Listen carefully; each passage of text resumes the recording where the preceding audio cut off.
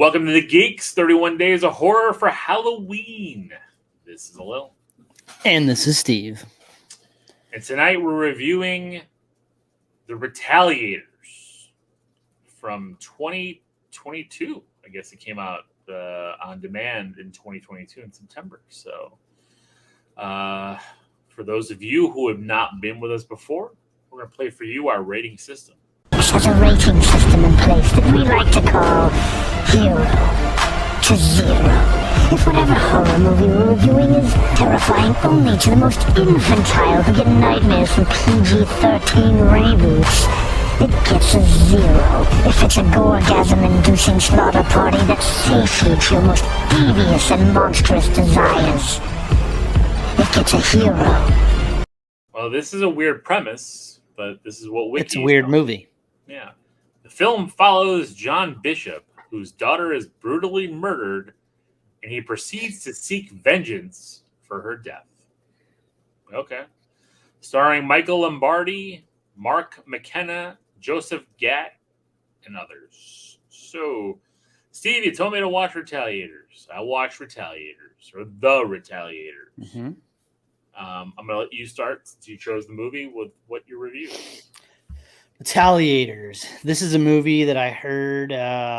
I got the idea from it listening to the guys at Horror Returns. They had a guest on their show, a guy named Pedro, and he talked about how much he loved this movie, and he was really passionate about it. And so I found it and checked it out, and I thought I just loved the way that it goes from one movie to a different movie to a whole different fucking movie. And then it also was like, it doesn't take itself too seriously. Like, it looks like it feels like when you're watching this that everybody involved had a lot of fun. Like, there's some cheesy stuff that happens. There's some funnier stuff that happens. I thought they did a really good job with the gore, practical effects, a lot of squibs and, fake heads getting demolished and, lots of cool old school stuff here. And, they tried to get, cool and fancy and artsy with some of their slow-mo cameras with the soft music and all this. And it had personally, I thought the soundtrack was all right too, Well, I figured it's like some. I'm not a huge. I don't like Five Finger Death Punch that much. So actually, not really at all. But so them being in the movie and having a song in there, But for the most part, I thought it was all right. The fact that the lead singer of Papa Roach is in here as a fucking killer is crazy. Well, also was it Motley Crue? Tommy Lee is in here. Yeah, Tommy Lee is in the movie, and I think the main song was written by the guys from Motley Crue. I don't know, but it has a really cool thing like they did in the 80s and 90s where the movie ends and it has a song for the movie, very, very, very cool. So, I'm not going to sit here and say this is the greatest thing that ever happened, but look, this was a good time. Shit happened that I didn't expect. It took some twists and turns. This shit went in areas that I didn't expect of movies to go. It asked some pretty actual strong questions about what would you do in this situation? Thought it was kind of a interesting premise. The bad guy was ultimately pretty bland. I have some logistical questions about the end that I'd love to talk to you about. But I don't know. I thought this movie was fun. Is it scary? No. Does it fit with the horror? I think it does in a way, especially with how it opens. It opens like a cabin in the woods scary movie and then goes into something completely different. And then I love how you kind of get back to that moment. I don't know. I had a lot of fun with it. I'm at a hero right now a little, but maybe your negativity will bring me down. I'm kind of just trying to be on a high and enjoy shit. So no, and Steve, I'm not. So, you see my face, and I see your face. You see my face. My problem with the movie, and it's not a bad problem to have with the movie, it's just as I get older and my kids get older, I don't want to see this opening. This opening bothered me to fucking hell, and that's a good thing. It's terrifying, right? That's a good thing. It's terrifying. It's very realistic. And I thought not for nothing, the guy that's acting here, none of these guys are actors, nothing. I thought maybe the guy that stole his Christmas tree might have been that one dude from Clerks. Maybe It is that. It is. Oh, it is him? Brian O'Halloran. Yeah. Oh, cool. Okay, I was like, maybe him, but like nobody else like that's been in anything. But I thought they all did a really good They've been job. in some stuff. I started looking them up because I was very curious. Well, I know It's the weird cop because was. The cop's been in all kinds of shit. He's been in Ozark and fucking. Yeah. He was in The Outsider. He was in another movie called Sick, I think that just came out on Hulu. Or no, like the main guy was like in Rescue Me, and he was in Blue Bloods, and again a bunch of shows. I've never seen a minute of either of those. But I mean, again, they're not nobodies. They're not like primo movie stars. No, they did a great job. Like, so again, I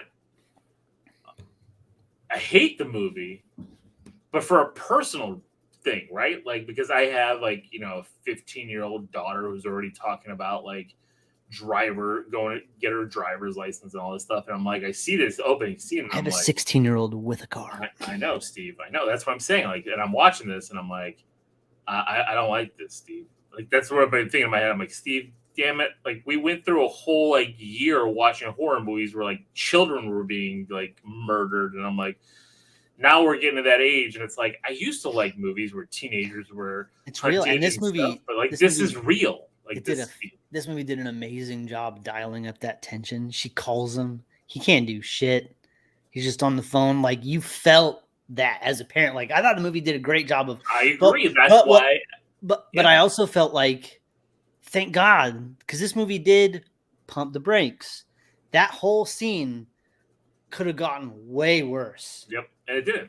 And a lot of movies tend to go that way. And it's just like, God, it's like gratuitous.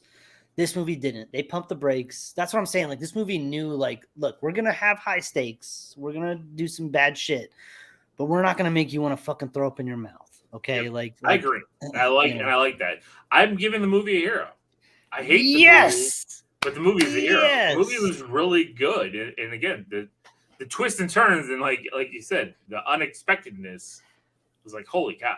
It just keeps going to different things, but we can't even really talk about this movie without going into spoilers. Nope, and let's get into spoilers. I'm so happy you liked it. Spoilers.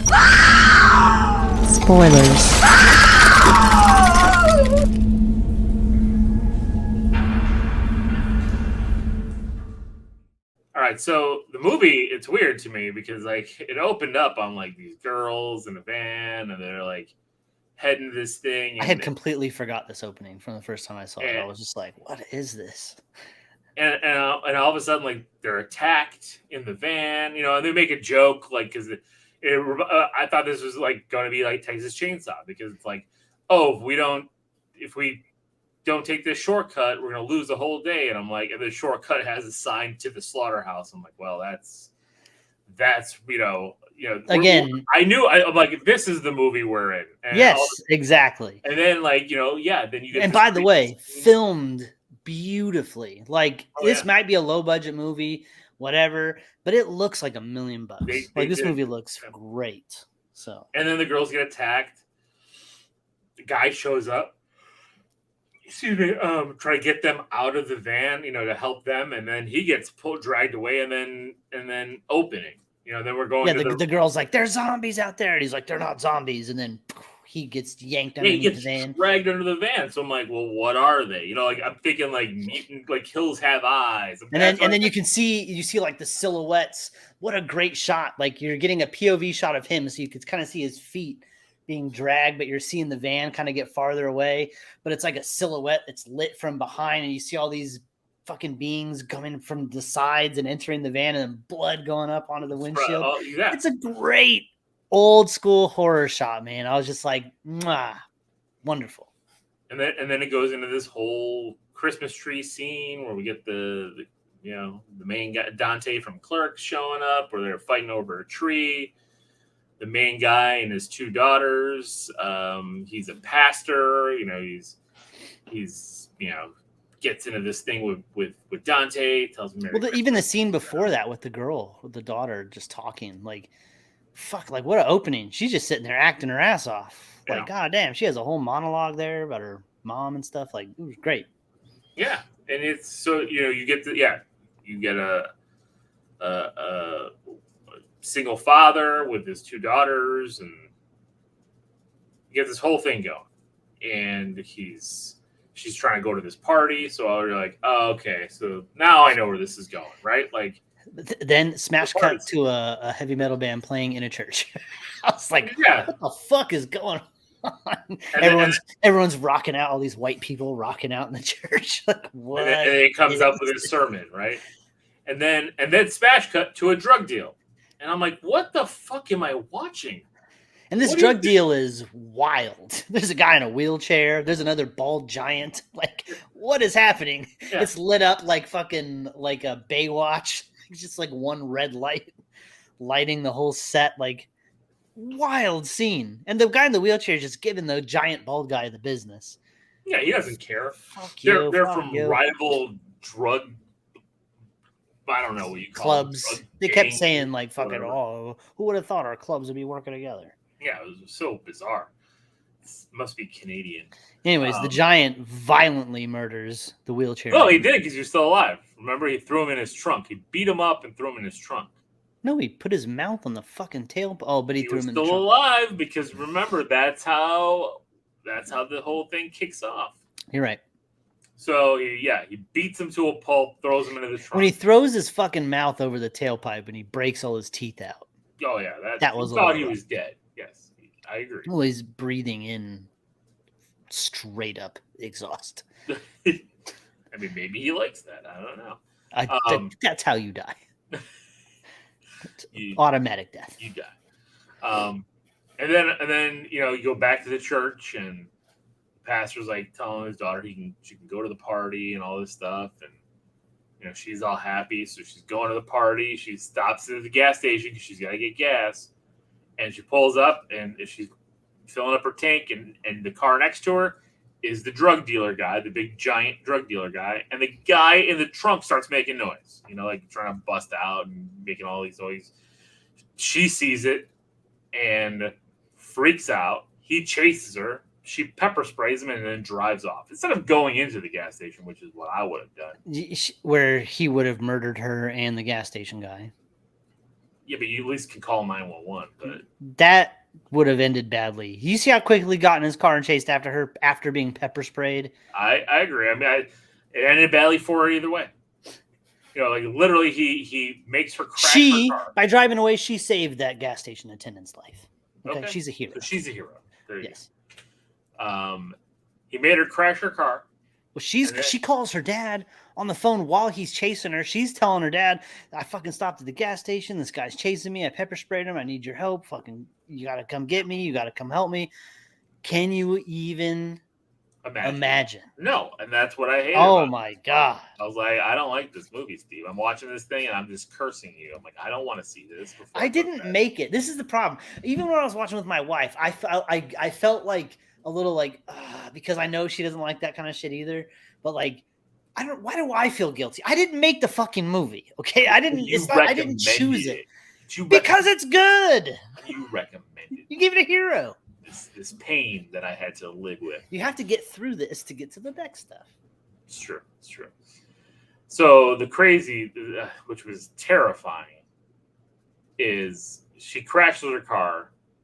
He fucking goes over to her, fucking ties up her wrists to the steering wheel with zip ties and pushes her car in the lake with the windows down, so she just fucking is tied to the steering wheel and drowns.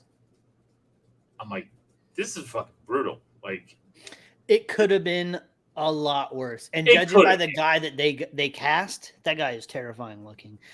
So like, he was a frost giant in Thor. He looks like a frost giant in real life.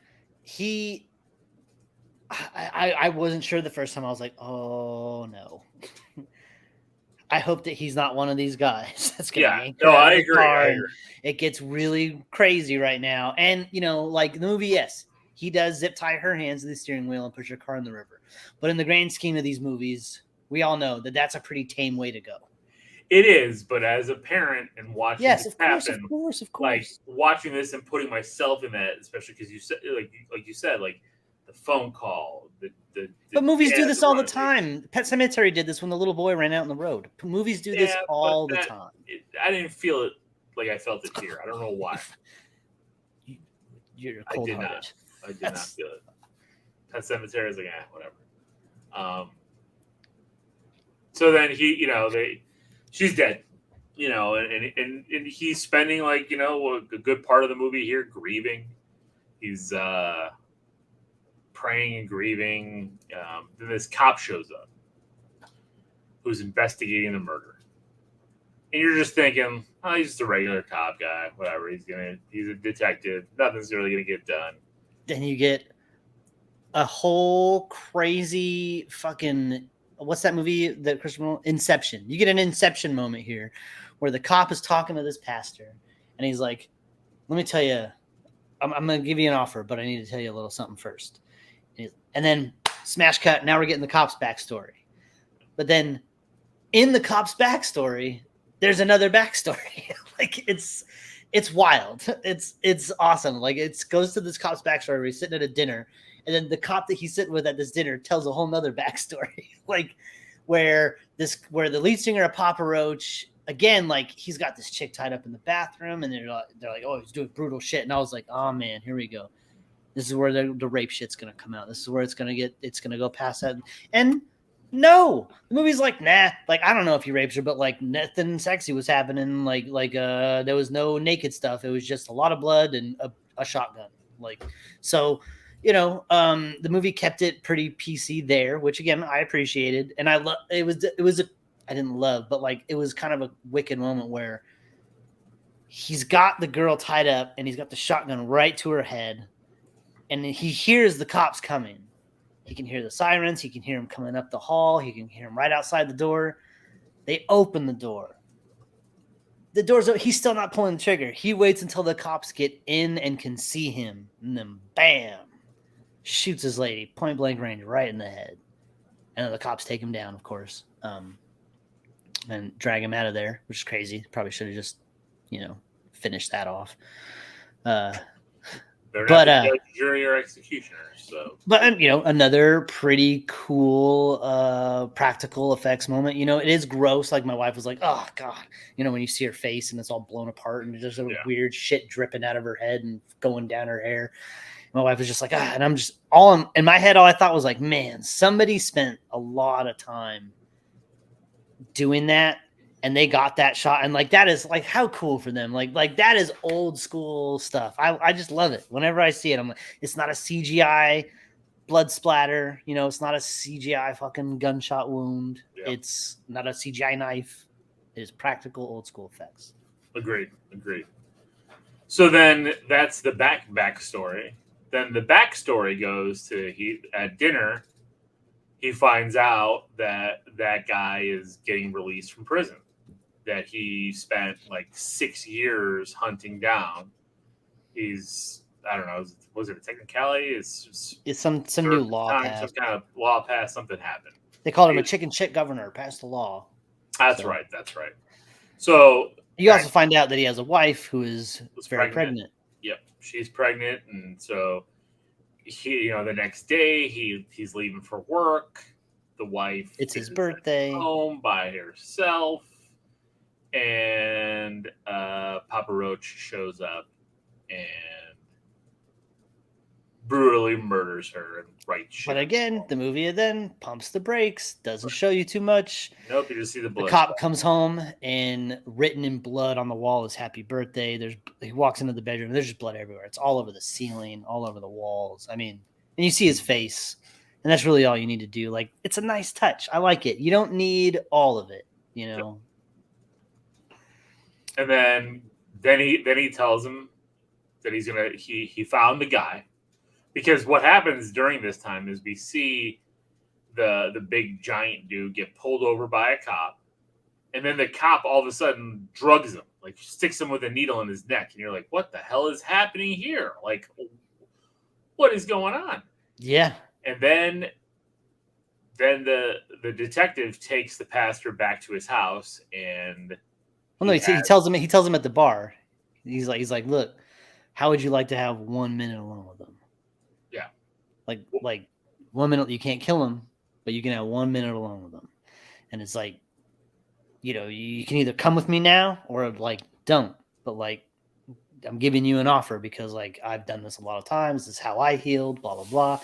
And just like it just posits this really crazy question. Like before, can you imagine? No, but then can you imagine? Yeah. Oh man. I want that fucking minute. I want that minute. I mean, and the difference between you or I and him, the pastor, right, is like the pastor is a man of faith. Like, yeah, but he's also, you've seen in his scenes where he's grieving, like he's losing his shit. He is, but again, it goes back to he had his minute and he didn't take it. You know, he had it right in front of him, and he didn't take it because he couldn't. You know, he couldn't bring him to that because, again, I think it was because of his fate at that moment. We'll talk about it later. And that was a really interesting kind of debate here that we got, because then all of a sudden the detective gets pissed and ties up the pastor. And movie's taking another twist. Then you find out that the pastor has all kinds of killers down in his basement. The detective has all kinds of killers down in his basement. He's got Papa Roach down there, calls him number 1. He's got up to 15 of these cats. Like, at least I heard him call number 15. I think wasn't the main bad guy 21. Well, no, I'm just saying I heard him yelling at somebody 15, and then he was yelling at 1. But I think they all had written stuff on their shirts. Yeah, numbers on their shirts. I think like he starts talking about like this lady sold her fucking toddler to a pedophile for $400, and you're like, what the fuck? Like, he's the Punisher. Questionable methods, but he's cleaning some shit up, man. He's the Punisher.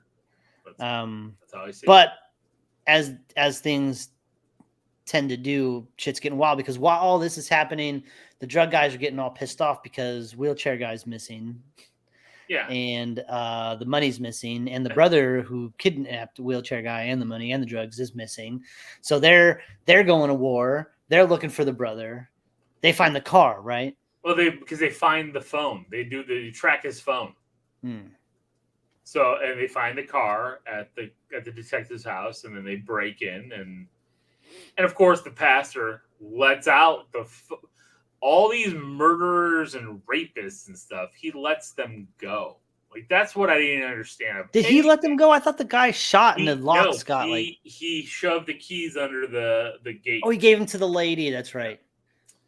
And that's the scene of all the things in this movie, I was a little like, I don't know if I would have done that. Like, I would have. I think that he did that as a defensive maneuver. Here comes a whole gang of guys with guns. Okay. They might get me. These guys might get me. But, like, if they're all going at each other, like, I might be able to get my way out of this. Okay, I got you. I'll go with that defensive maneuver. I'll go with that methodology. I was just like, why? Because, like, it seemed like a really odd thing to do, is to let. Well, because he didn't right away, right? He had the keys. He was looking at her. He had the keys. Then those guys are coming, and he's like, okay. You know, he like immediately. He does the look over the the door, shoulder, and he's like, oh shit. Kind of hides off, yeah.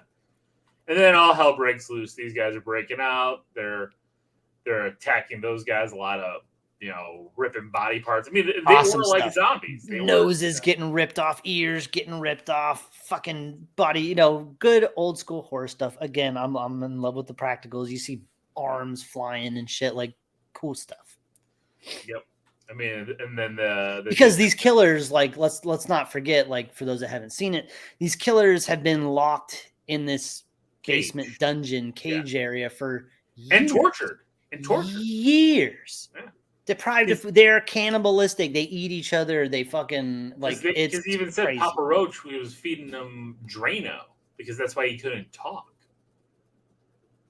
This is that does something to the vocal cords. I was like, what the hell? That's crazy. But so when they get out, they're not normal people. I mean, they were never normal to begin with. Let's be honest. That's why they're there to begin with. But there are basically zombies. They're monsters. They don't even have words. They're just running around trying to eat people. So Great. There's this fight happening. For some reason, like the pastor's getting attacked by 3 of them. They're pinning him down. For some reason, one guy gets on top and starts undoing his pants. And I was like, wait a second. Now we're going to go with this? Like, what's happening? But then luckily, movie pumps his brakes again. Papa Roach comes out and, and puts a stop. He's like, he's mine. I don't know why. The pastor is his. Like, maybe because the pastor was talking with the cop and Papa Roach saw that and was like, fucking, I want him dead, But then the cop comes back in, magic bullets, all of them. That was pretty cool, takes Papa Roach out, his dying moments. Then we had this really cool, this amazing scene out of nowhere where like the music fucking kicks up and we have a montage and the pastor has fucking found like this armory and he's fucking putting on a vest and fucking putting a machete on his back and he's uncovering this motorcycle and the music's kicking and he's starting that thing up and he goes riding out, tearing ass, hits one chick. She's immediately bites it. And he's going and you're just like, yeah, this is fucking awesome. And he immediately crashes. Yeah, I was going to say, then he wipes out. And, yeah, and then, gets pinned under the bike and it's all bad for this guy. I thought that was a great way to end that. I'm like, how is this guy all of a sudden the badass? Oh, he's not.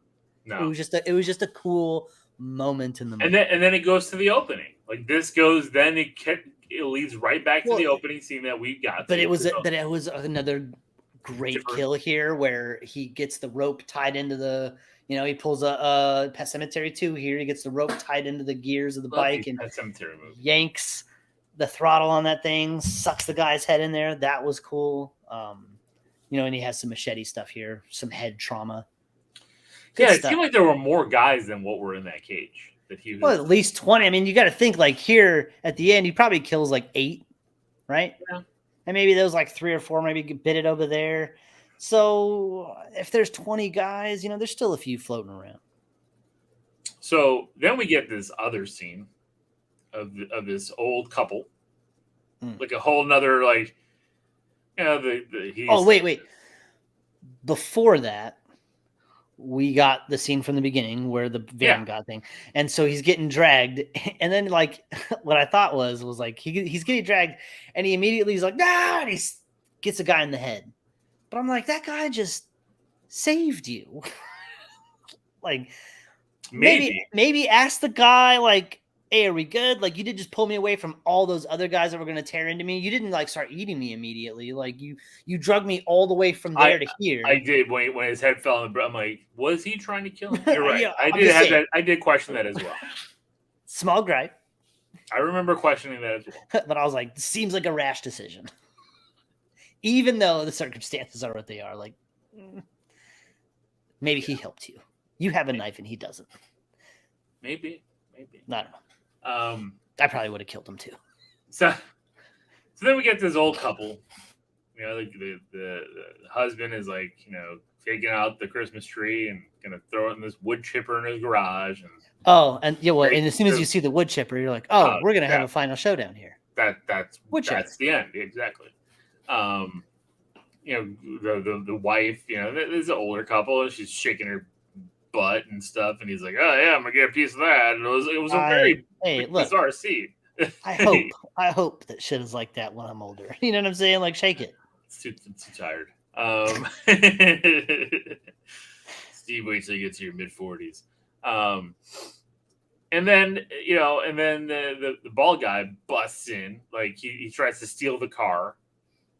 Well, he tries to steal the car in the front, and that's when the pastor comes and smacks him with a fucking 2x4, and they start fighting in the front. Or he's like, you, and then you cut to the kitchen, and then the pastor just comes flying through the window. Like, now it's a superhero fight. Now it's a superhero battle. Pastor should have been dead multiple times. Pastor holds his own. Like, he gets that guy. He obviously he's a lot smaller. But he's using the environment to his advantage. You know what I mean? He's ducking, he's weaving, he's moving. He's holding his own. He's doing his best. But then here's where my logistics question comes in. Because they're fighting in the house. Like, they're in the kitchen, then they're in the living room, then they're in the hallway. Then he gets thrown through a door, and they're in a fucking barn. Like a barn. Like hay everywhere. Bales stacked up. Double wide. How the fuck do you have a door in your house that goes directly into a barn. I think it was a garage barn type thing. That's attached. But that was like I've seen those attached. I've seen like right there next to the house. Like you open the door and there's hay on the floor right there. Yeah, because that just seems it's wild like your garage. I would never want to live like that. That seems I've seen crazy. it in the mid. I've seen it in like the rural too much Midwest. shit. You open and shut that door, you're getting hay everywhere. You gotta have a split it up. Anyways, I've seen those like down. It just seemed crazy because like then it just took place in a barn now, not a house. It was just, and he's got the pastor. Well, they also needed a big area for being thrown around and shit. He's got his head in the vice. I know, like how is his head not exploded by that? He turned that vice like 10 times. I don't know. It was bad, but he's talking the shit too. He's like, you know what your daughter's last words were? Ooh, it's fucked up. She said, "Where's my daddy?" Oh, and he stabs him in the eyeball. So it pulls his fucking eye out, which was really cool and really. I thought like because he was pulling on it and he saw the bracelet in the eye, and I was like, "Ooh, it's gonna all pull out." And then nope, the bracelet comes out, but the eye is still dangling there. And then he grabs the eye and pulls that out. You're like, ah! I know, it was pretty nasty. So. And then he kicks him in the wood chipper while Christmas music plays. Yes, I mean, we should have done this for 12 Days of Christmas. Fuck. Damn it, Steve, you ruined everything. Fuck. I didn't even think about it. Christmas music played. Fuck. It opened when they were getting their Christmas tree. God damn it. That's all right, though. So there you go. I mean, and then the pastor, he's healing. He's, he's still working on getting over it. He's standing up for himself. And, it's a good ending, and punches a guy in the face at the I like they punched that guy in the face. Like I would have punched that guy in the face. The guy deserved a good punch in the face. It seemed like he hadn't been punched in a while. And then that movie ends. Like it was a solid 90. Told a good quick story, in and out, and it had some good brutal scenes. Great pace to the movie. The movie never really slowed down. Like once it got going, it got going. Except for the strip club scene, which we didn't talk about, with Tommy Lee is the DJ at the strip club. That's not a slow down scene. That's like, hey, look, there's Tommy Lee talking some shit. There's some titties, and now we're moving on. I was just joking, Steve. I better slow down with the pause button. But yeah, so that's it. There you go. Retaliators. Awesome. Yeah, definitely check it out. So starting off the year with a banger. Yeah, and that's it for tonight. Thank you for listening. Thank you. If you enjoy this, please like, subscribe, comment, and this is Alone. And remember to join us tomorrow night. We'll be having one of these every day this month. So till tomorrow night, keep it creepy.